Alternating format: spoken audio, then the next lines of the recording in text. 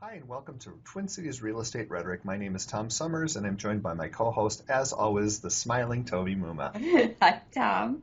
Hi, Toby. How are It ya? seems like we've done this before. Yes, for all of you, for those of you who are actually following this, we're just boom, boom, boom today. But we are working on contingencies. Mhm. For those of you that are new, we are both licensed real estate agents in the Twin Cities metro area of Minneapolis and St. Paul. We work with Edina Realty. They're our brokers, and Toby and I worked together, and we thought, we're just going to sit down and start making these videos to help things for buyers and sellers make more sense. So Right. welcome to all of you that are joining us. We're working our way through contingencies, and this episode we're going to talk about the contingency that a buyer will put into a purchase agreement that is contingent upon the sale of their home. Right. And So this is something, I mean, we have not run into this a lot lately.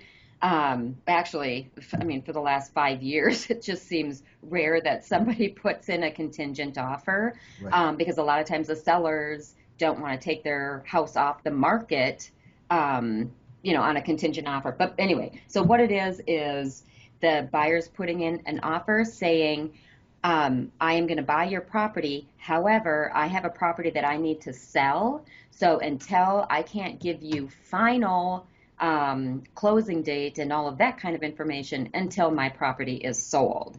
And so there's a document that says my property is already on the market, or my property is going to be on the market within so many days, and this purchase agreement is contingent upon that. Basically, seller can remove that contingency at any time For any reason. for any reason. Yeah, as a seller, Yeah. you can just say, look, I feel like this contingency is hurting my ability to get my home sold.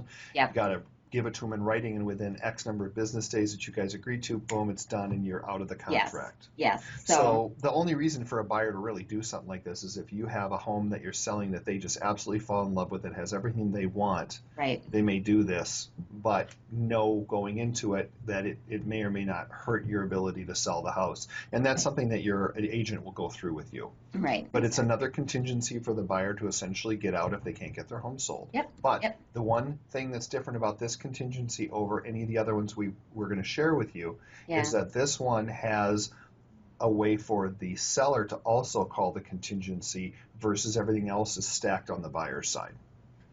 So important to remember. Okay. I didn't get that. Will you repeat that? Okay. If it didn't make sense to me, it might not Okay. make sense to them. So go Okay. for it. All right. So In other words. with all of the contingencies we're talking about, they're all buyer-driven contingencies that allow the buyer to get out of the purchase agreement. Yes.